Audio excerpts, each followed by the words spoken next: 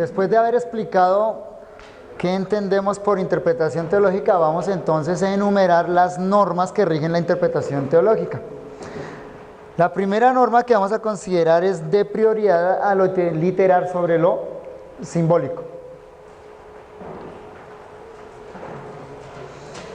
Las verdades doctrinales no siempre se presentan de la misma forma o con la misma claridad en las Sagradas Escrituras. Esto es muy evidente cuando algunos intérpretes quieren enseñar una doctrina basándose en un pasaje que no es muy claro. Tal vez usted mismo lo ha encontrado en su experiencia. Usted quiere enseñar alguna doctrina, escoge un pasaje que no la presenta de manera clara y la dificultad entonces es más grande que en otros textos. Todos sabemos que aún en el habla común, cuando queremos ser entendidos sin ambigüedades, nos comunicamos en el sentido común de las palabras. ¿Cierto? Cuando queremos que todos nos entiendan, hablamos en el lenguaje normal y corriente. Esto mismo sucede en las Sagradas Escrituras. Los autores sagrados se comunican de diferentes maneras y cuando quieren dejar en claro alguna verdad importante, entonces lo expresan de manera simple y llana. Esa es la norma entonces. Cuando los escritores bíblicos quieren enseñar una verdad fundamental, lo expresan de una manera simple y llana. Básicamente, como veíamos unas sesiones antes, hay dos tipos de literatura en la Biblia, pero varios géneros literarios. Dos tipos de literatura, varios géneros literarios. Básicamente, los dos tipos de literatura que encontramos en la Biblia son narrativa y especial. Las podríamos denominar de esta manera. Prefiero no decir narrativa y figurada, por todos los malos entendidos que explicaba antes.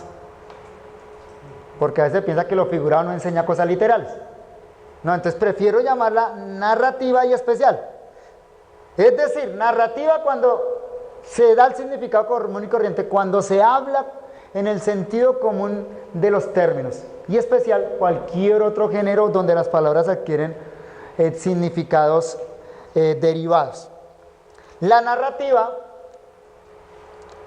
comprende géneros como historia, epístolas, evangelios.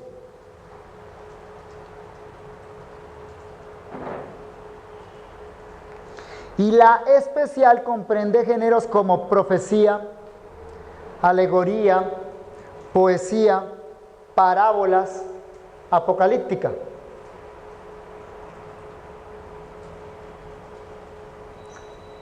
Los primeros, es decir, aquellos que reunimos en lo que denominamos narrativa, comunican el pensamiento en la forma normal, usando las palabras en su sentido común.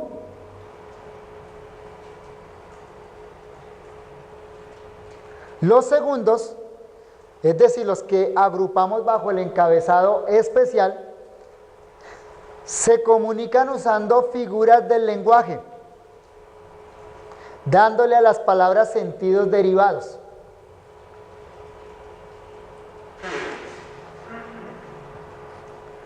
Por supuesto, debemos preferir o debemos darle prioridad en todo este asunto de la interpretación teológica a aquellos pasajes donde la comunicación es la normal, la comunicación es llana, donde las palabras se expresan o traen el significado normal y natural.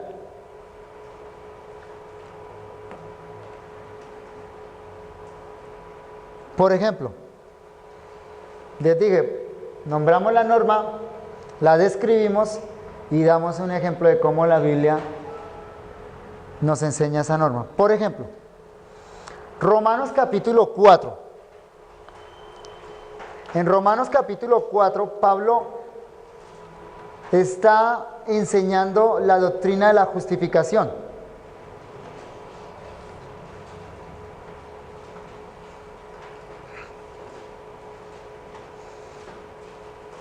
Después de haber dejado claro en los capítulos 1, 2 y hasta el versículo 20 del capítulo 3 que el hombre está bajo condenación y es incapaz de salvarse a sí mismo, Entonces, a partir del capítulo 3, versículo 21, empieza a hablar de la justificación por la fe, por la gracia de Dios.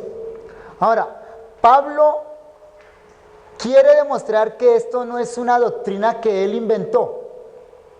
Pablo quiere demostrar que esta doctrina es una doctrina divina, una doctrina que proviene de Dios, del Espíritu Santo. Y por lo tanto él tiene que demostrarlo con las Sagradas Escrituras.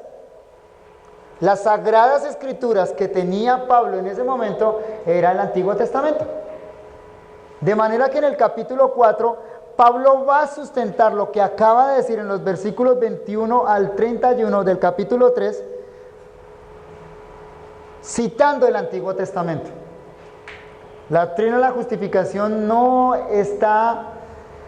nace en el Nuevo Testamento, está en el Antiguo Testamento, pero como veíamos en la revelación progresiva, aquí alcanza una plenitud de explicación más amplia. Pero lo que quiero que notemos es la manera como Pablo sustenta su argumento en el Antiguo Testamento. Él va a citar el Antiguo Testamento para demostrar que eso es así, que esa doctrina es divina, que estaba en la palabra de Dios. La primera cita que da en capítulo 4, versículos 1 al 3, proviene de un texto narrativo.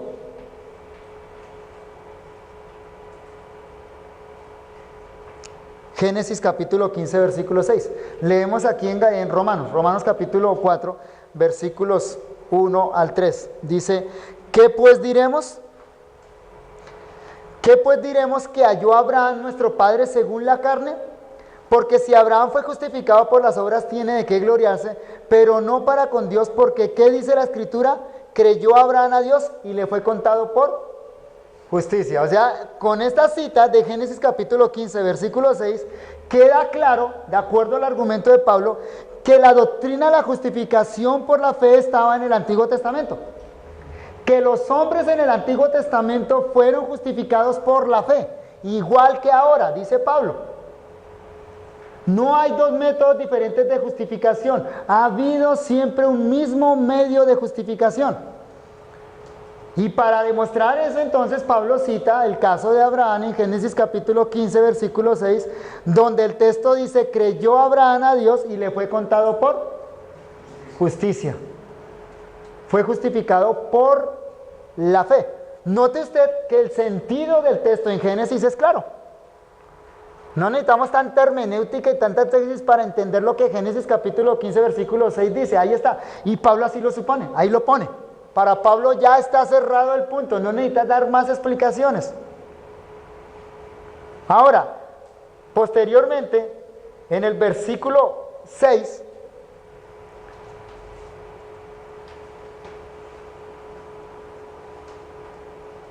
pasa a citar otro caso del Antiguo Testamento para corroborar de nuevo la doctrina de la justificación.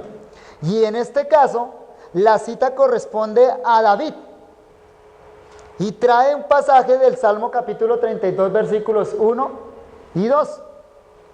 En Romanos entonces, leo en Romanos capítulo 4, versículo 6, Pablo dice, como también habla de la bienaventuranza del hombre a quien Dios atribuye justicia sin obras, diciendo, bienaventurados aquellos cuyas iniquidades son perdonadas y cuyos pecados son cubiertos.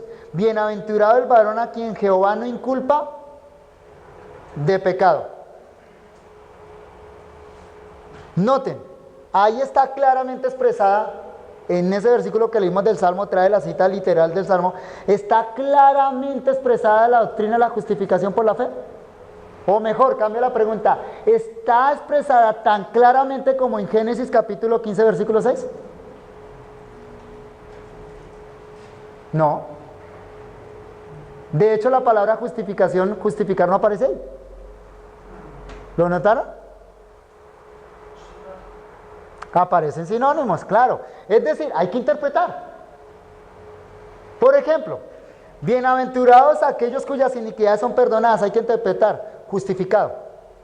Justificado significa que sus pecados son perdonados. Hay que interpretar. O, versículo 8, bienaventurado el varón a quien el Señor no inculpa de pecado. Hay que interpretar. ¿Qué es justificación? Entonces este texto responde es no inculpar de pecado. Mi argumento es este: la cita del Salmo no presenta la doctrina tan claramente como la doctrina de Génesis. ¿Por qué razón Pablo coloca primero el pasaje de Génesis? ¿Es más claro? ¿En qué contexto está? Narrativo. ¿El del Salmo en qué contexto está? Poético. Entonces, David en el Salmo lo expresa poéticamente. David no está escribiendo una teología sistemática, está expresando su experiencia de perdón, y así lo habla poéticamente. Pero entonces es interesante cómo Pablo aquí primero argumenta desde un texto narrativo, donde la verdad está claramente expresada, y luego lo sustenta con un texto poético, donde la verdad no está tan claramente expresada. Entonces ahí en ese texto podemos ver claramente ilustrado ese principio que les dije, de prioridad a lo literal sobre lo simbólico, a los textos narrativos sobre aquellos que tienen géneros literarios especiales. Bien, mucho bien se haría la doctrina cristiana si se atendiera a esta norma básica a la hora de elaborar una doctrina.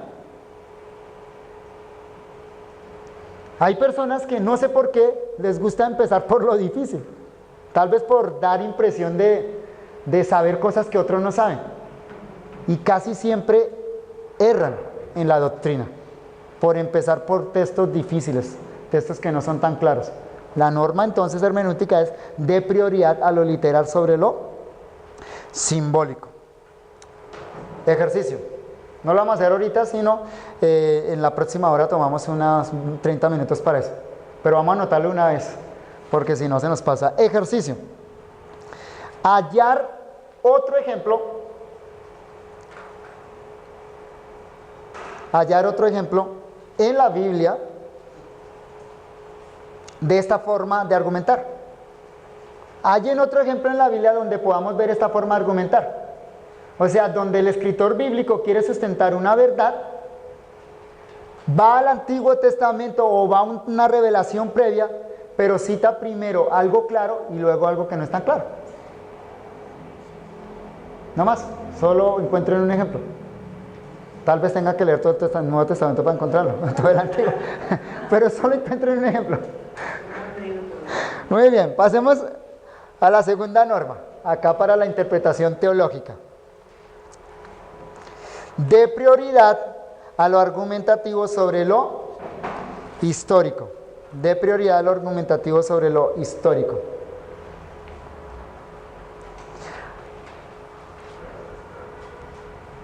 Note que aquí ya nos metimos solo en el campo de la narrativa. Eso quiere decir que aún dentro de los géneros narrativos debemos hacer una clara distinción entre aquellos géneros que simplemente narran eventos y aquellos que tienen intención doctrinal. Repito, aún dentro del campo de los géneros narrativos debemos distinguir entre aquellos que solo tienen como intención narrar eventos, contar eventos sin ninguna intención doctrinal, de aquellos textos donde sí se tiene la intención de enseñar verdades doctrinales. Aquí, por supuesto, la prioridad lo tienen los géneros literarios como el epistolar, las epístolas o el género argumentativo, o los textos didácticos de la Biblia. O sea, textos que tienen como propósito instruir. Como por ejemplo los discursos de nuestro Señor Jesucristo. O las grandes secciones instructivas del Antiguo Testamento.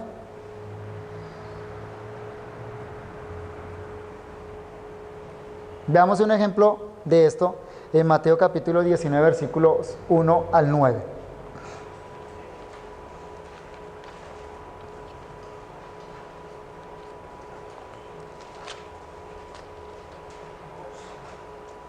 Mateo 19, 1 al 9.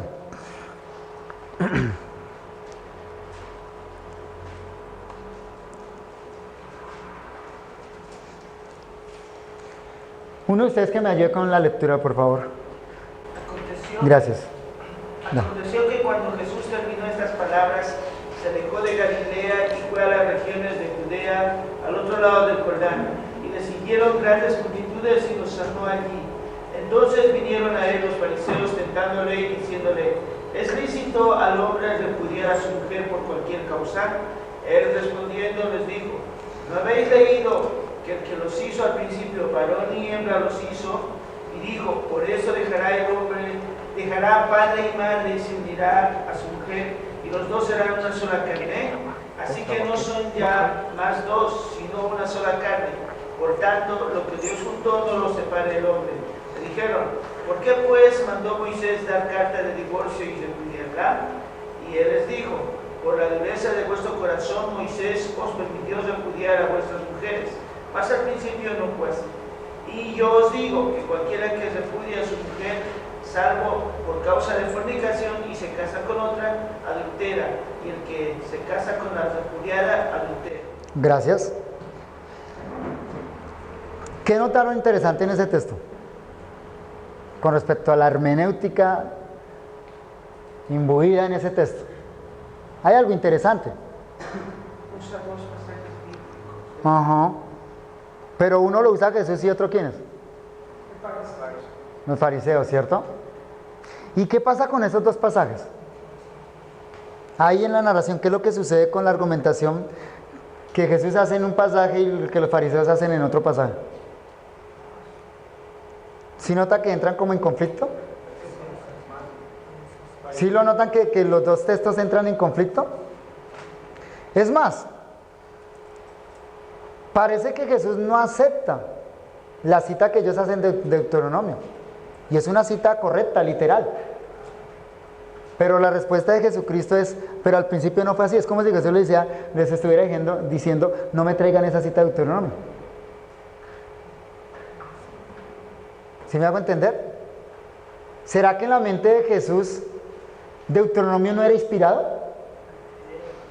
No, es inspirado, es palabra de Dios, ¿cierto?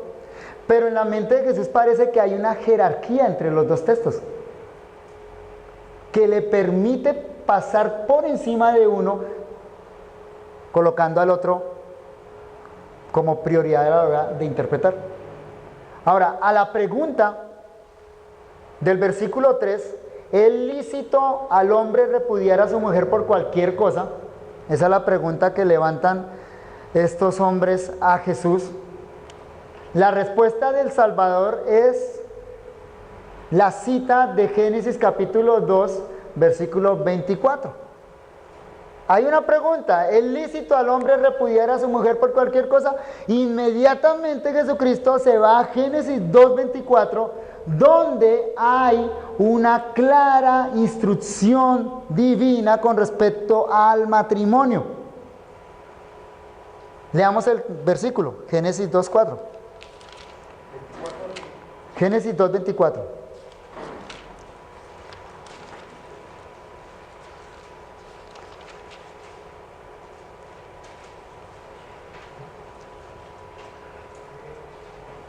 Génesis 2, 24.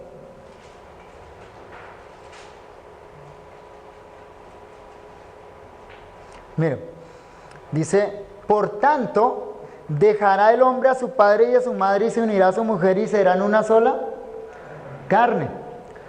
Las palabras iniciales son por tanto, que indican una conclusión de lo que sucedió anteriormente. Dios le lleva a la mujer al hombre, el hombre la reconoce, dice: esto es ahora hueso de mis huesos, carne de mi carne. Dice: será llamada varona porque del varón procede. Ahora en el versículo 24 dice: por tanto, hay una conclusión de ese hecho. Eso quiere decir que Génesis 2 está en un contexto narrativo, ¿cierto? Está narrando algo que sucedió, pero en el versículo 24 se saca una conclusión del hecho. Ya que Dios crea un hombre y una mujer y Dios los une, hay una conclusión que sacar. O sea que acá hay una instrucción. Ahora la pregunta que se levanta en Génesis 2:24 es: ¿quién sacó esa conclusión? ¿Fue Adán, fue Eva o fue Dios? En Génesis no está muy claro, pero nuestro Señor Jesucristo dice que es Dios. Lucas capítulo 10, perdón, otra vez volvemos a Mateo capítulo 19, versículo 3. Entonces vinieron a los fariseos tentándole y diciéndole: ¿es lícito al hombre repudiar a su mujer por cualquier causa? Él respondiendo les dijo, ¿no habéis leído que el que los hizo al principio varón y hembra los hizo? ¿Quién los hizo? ¿No habéis leído que el que los hizo, o sea Dios, al principio varón y hembra los creó? Y dijo, no cambió el sujeto de la oración. ¿Quién dijo? O sea, la conclusión de Jesucristo es que las palabras de Génesis 2:24 fueron palabras de Dios. ¿Y qué fue lo que dijo Dios? Por esto el hombre dejará padre y madre y se unirá a su mujer y los dos serán una carne. En otras palabras, aunque estamos en un contexto narrativo en Génesis capítulo 2, el versículo 24 es una conclusión divina. Es un argumento divino y más que un argumento es una instrucción divina. Por lo tanto, normativa para todos los hombres. Y ese es el punto de Jesucristo acá. Es Dios mismo el que da esa instrucción. Por lo tanto, estamos frente a un mandamiento de Dios y eso es irrevocable. De esa instrucción divina o de ese mandamiento divino, nuestro Señor Jesucristo saca una conclusión. Claro, Jesús es Dios. Él puede hacer eso. Él es el autor de las Escrituras y mire la conclusión que saca en el versículo 6, porque esto no viene de Génesis, es la conclusión de Jesucristo. Aquí Jesús hace hermenéutica. Saca una conclusión allá del mandamiento divino, versículo 6. Así que, conclusión, no son ya más dos, sino una sola carne. Por tanto, conclusión de Jesús, miren, lo que Dios juntó, no lo separe el hombre. Esa es la conclusión de nuestro Señor Jesús, basado entonces en el mandamiento divino de Génesis 2:24. A esa conclusión de nuestro Salvador, los fariseos responden con un as bajo la manga. Tenían guardado un argumento allá que iba a quebrantar la interpretación de Jesús según ellos. Y su argumento era Deuteronomio capítulo 24, versículo 1. Deuteronomio 24, 1 dice lo siguiente: cuando alguno tomare mujer y se casare con ella, si no le agradare por haber hallado en ella alguna cosa indecente, le escribirá carta de divorcio y se la entregará en su mano y la despedirá de su casa. Ese fue el argumento estrella que sacaron los fariseos. Está en la Escritura. Es más, está en un contexto narrativo. Deuteronomio, un contexto narrativo. Pero ¿cuál fue la respuesta de Jesús a ese argumento? Sorprendente la respuesta de Jesús. Mira el versículo 8 y 9 allá en Lucas 19. Él les dijo, o sea, Jesús le responde a los fariseos: por la dureza de vuestro corazón, Moisés os permitió repudiar a vuestras mujeres. Mas, al principio no fue así. Colocó una jerarquía entre esos dos textos. ¿Cuál es el argumento de Jesús para decir, acepto el argumento de Génesis y no acepto el que ustedes me trajeron de Deuteronomio? Al principio no fue así. En Génesis hay un mandamiento de la creación, hay un mandamiento para toda la humanidad, porque en ese momento toda la humanidad eran Adán y Eva. Pero es un mandamiento divino, directo, sin ningún tipo de casuística. Es haz esto y no más, no hay un sí o un cuándo. De manera que para Jesucristo no es válido el argumento. Y yo os digo, continúa el texto diciendo que cualquiera que repudia a su mujer, salvo por causa de fornicación, es el único caso que él pone ahí, y se casa con otra, adultera.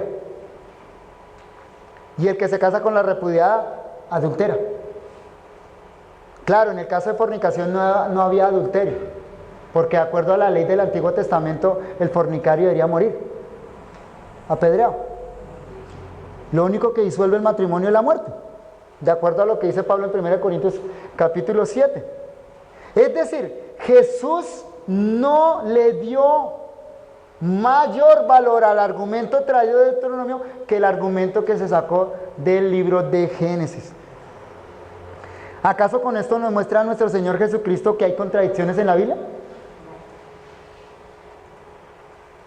Génesis contradice Deuteronomio, Deuteronomio contradice Génesis. Definitivamente no podemos pensar eso.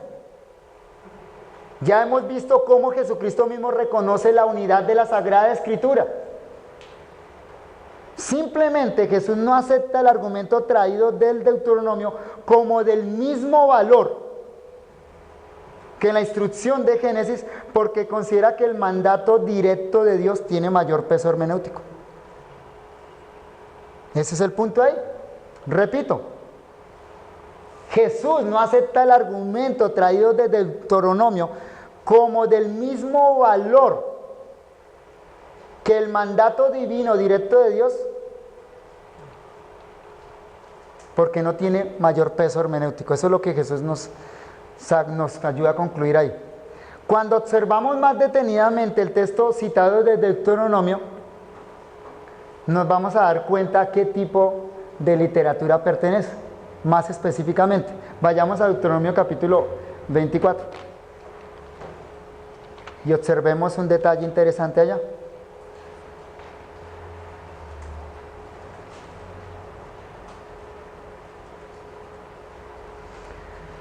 Versículo 1. Cuando alguno tomare mujer y se casare con ella, si no le agradare, si no te hace cuándo sí, cuándo sí, hay una condición para que se cumpla eso. Versículo 5. Cuando alguno fuere recién casado, no saldrá a la guerra. Versículo 7. Cuando fuere hallado alguno que hubiere hurtado a uno de sus hermanos, los hijos de Israel, etcétera, etcétera. Si nos devolvemos al capítulo 23, por ejemplo, al versículo 21, dice, cuando haces voto a Jehová tu Dios, no tardes en pagarlo. Si nota todas las expresiones con cuándo, que empiezan con la palabra cuándo, a eso se le denomina leyes casuísticas. Es decir, leyes que obedecían a casos particulares. Deuteronomio tiene una sección grande de lo que se le llaman leyes casuísticas. Son ese tipo de leyes que tienen estas expresiones. ¿Cuándo sí? Si esto sucede, entonces aquello.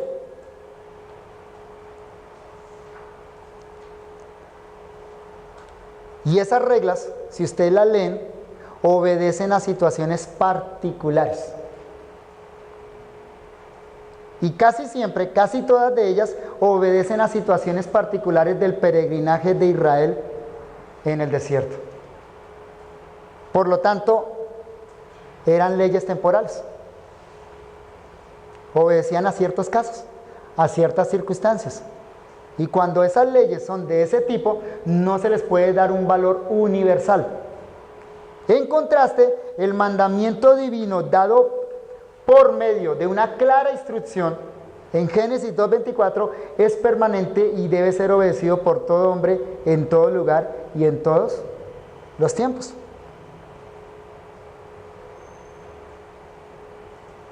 Yo les puse un ejercicio, ¿cierto ya? Bueno, voy a poner otro. Otro ejercicio.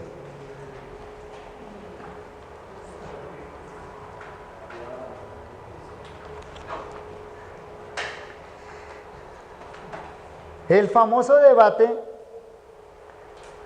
con respecto al don de lenguas y la recepción del Espíritu Santo.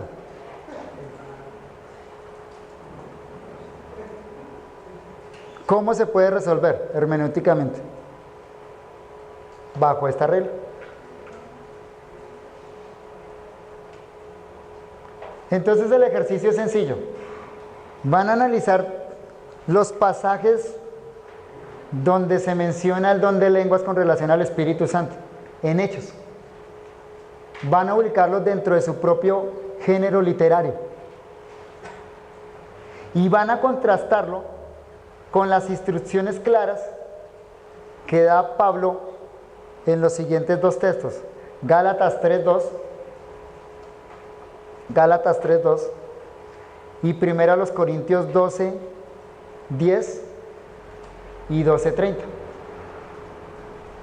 Aplicando esta norma hermenéutica van a sacar una conclusión. 1 Corintios 12:10 y 12:30.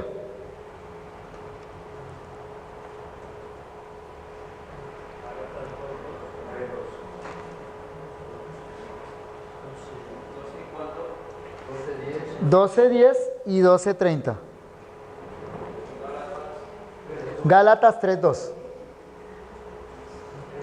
Ojo, le estoy diciendo apliquen esta norma hermenéutica.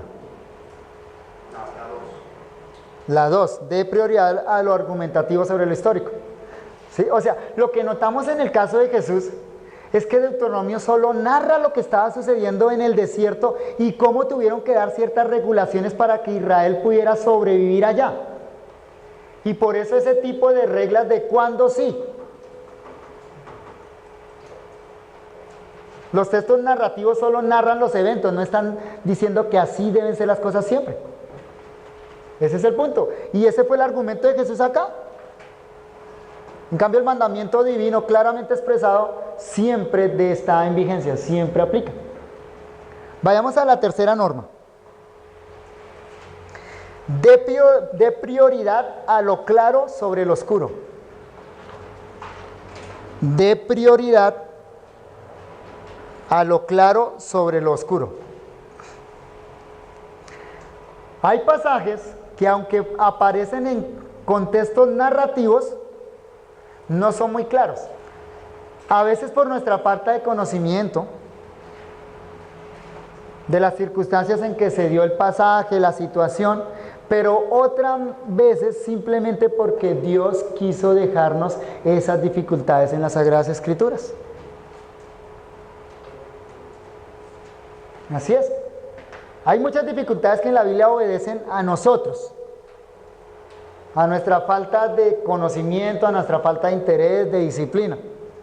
Pero hay otras dificultades que ahí están, Dios las puso. Cuando encontramos esos casos, lo sensato es buscar mayor información al respecto en la Biblia misma. En ocasiones un pasaje paralelo brinda una mejor visión del verso en cuestión. O un texto que se encuentra en un punto más adelante de la revelación puede dar una respuesta a la aparente dificultad o oscuridad de ese texto. En todo caso, siempre debemos preferir lo claro sobre lo oscuro. O en otras palabras, explicar los pasajes oscuros por medio de aquellos que son claros y no viceversa. Ilustremos esto con Hebreos capítulo 5 versículos 11 al 12. Hebreos 5, 11 al 12. Vamos a ver aquí cómo el autor de Hebreos reconoce eso, que hay textos difíciles y hay otros más claros. Y después sí que pone uno difícil. No, pone uno claro, vamos a ver. Mire lo que dice ahí en Hebreos 5, 11 al 12. Acerca de esto, acerca del asunto de Melquisedec, ¿recuerda? Y su relación con el sacerdocio de Cristo.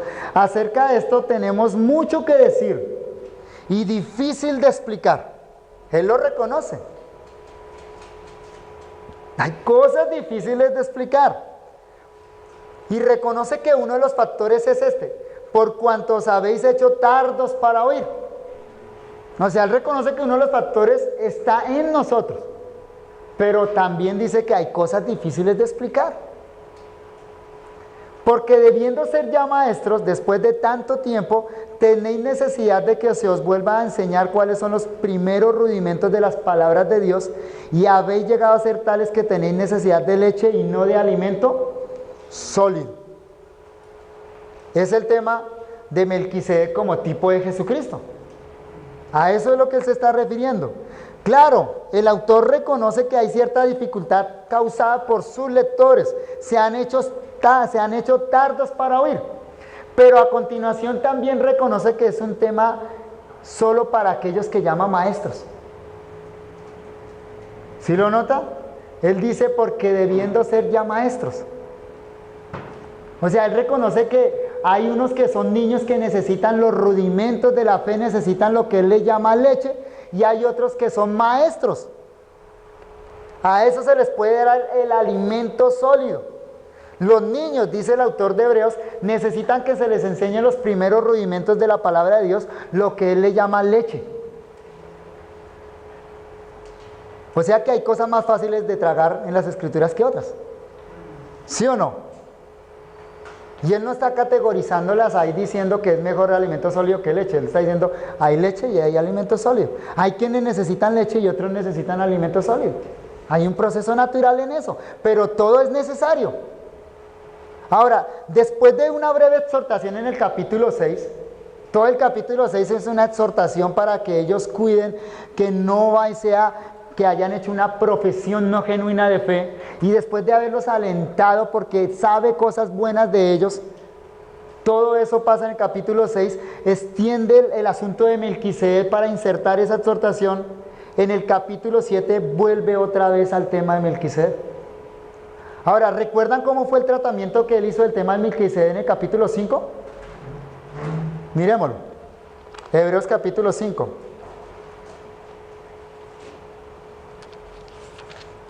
Parece ser que el autor de Hebreos cayó en cuenta que debía ir un texto más claro.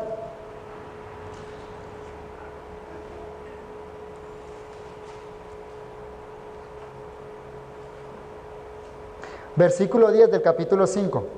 Dice, y fue declarado por Dios sumo sacerdote según el orden de Melquisedec.